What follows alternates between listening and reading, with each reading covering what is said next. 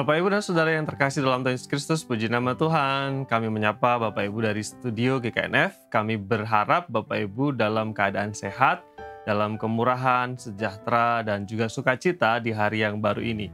Puji nama Tuhan, kita akan kembali mempercakapkan satu tema, yaitu tentang komitmen.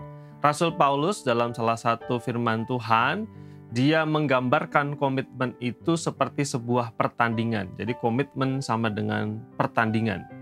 Bagaimana pertandingan itu harus dijalani, diperjuangkan, dan bahkan diselesaikan. Firman Tuhan dari 1 Korintus pasal 9 ayat 25 ingin saya bacakan untuk kita semua. Demikian firman Tuhan. Tiap-tiap orang yang turut mengambil bagian dalam pertandingan, menguasai dirinya dalam segala hal. Mereka berbuat demikian untuk memperoleh suatu mahkota yang fana, tetapi kita untuk memperoleh suatu mahkota yang abadi. Demikian firman Tuhan. Bapak Ibu, tahukah bahwa di dalam kehidupan kita punya banyak arena pertandingan untuk kita selesaikan. Ada arena pertandingan di keluarga, sebagai suami atau istri, bahkan juga pertandingan sebagai orang tua, pertandingan sebagai seorang karyawan atau pekerja, pertandingan sebagai seorang murid atau siswa, pertandingan sebagai anak, pertandingan sebagai orang Kristen, pertandingan sebagai seorang pelayan Tuhan, dan lain sebagainya.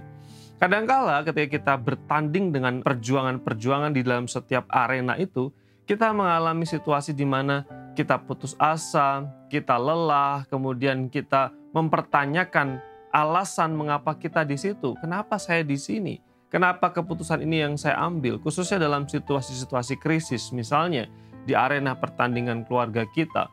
Ketika hubungan suami dan istri sudah tidak baik-baik lagi, kasihnya menjadi hambar, tidak ada kehangatan, tidak ada keharmonisan di sana, bahkan di ujung perpisahan. Ini adalah pertandingan-pertandingan yang kadang-kadang susah kita jalani. Sebagai orang tua, kita merasa ada anak-anak yang begitu susah untuk diarahkan, untuk diatur, untuk dinasehati. Kita seolah-olah putus asa untuk bertanding dalam arena itu. Dalam pekerjaan seolah-olah tidak berkembang. Kita juga putus asa untuk mengerjakan apa yang sedang kita kerjakan. Sebagai mahasiswa, sebagai pelajar mungkin juga. Dalam pertandingan kita, kenapa nggak selesai-selesai? Kenapa begitu susah? Lalu kemudian kita mulai merasa putus asa. Kita merasa mulai, sudah saja. Kita selesai saja di sini, kita bubarkan saja pertandingan ini atau saya keluar dari arena. Bapak, Ibu, dan Saudara semua, dalam firman Tuhan yang kita bacakan tadi, mengajarkan kepada kita tentang pentingnya kita mengingat alasan mengapa kita ada di situ, untuk membuat kita terus berjuang dalam pertandingan iman kita. Mengingat alasan, menemukan alasan, untuk kita terus berjuang itu penting. Alasan itu seperti bahan bakar yang memampukan kita untuk terus berjuang dan tidak menyerah. Di dalam persoalan keluarga, arena keluarga, mungkin kita merasa bahwa ini sudah tidak bisa diperbaiki. Tapi coba temukan alasan mengapa Bapak, Ibu, dan Saudara ada di situ. Alasan mengapa Bapak, Ibu menikah dengan orang tertentu, berkeluarga. Temukan alasannya. Bukankah dulu Bapak Ibu berdoa?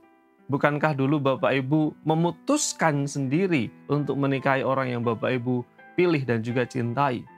Alasan mengapa kita terus berjuang sebagai orang tua adalah ingat bahwa anak adalah anugerah. Mungkin Bapak Ibu tidak mudah mendapatkan anak, sudah berdoa panjang, berusaha panjang. Jadi kalau misalnya ada masa-masa berat sebagai orang tua, mari kita terus berjuang. Kalau Bapak Ibu berjuang dalam arena pekerjaan dan merasa susah, coba pikirkan ketika Bapak Ibu dulu belum punya pekerjaan. Bukankah Bapak Ibu berdoa, lalu kemudian Tuhan kasih pekerjaan? Mari kita berjuang dalam arena itu karena ada alasan ketika kita punya pekerjaan itu. Dan juga dalam kehidupan yang lain, misalnya dalam kehidupan iman kita, dalam pelayanan kita, dalam pengiringan kita akan Tuhan, ada banyak alasan yang membuat kita harus tetap berjuang.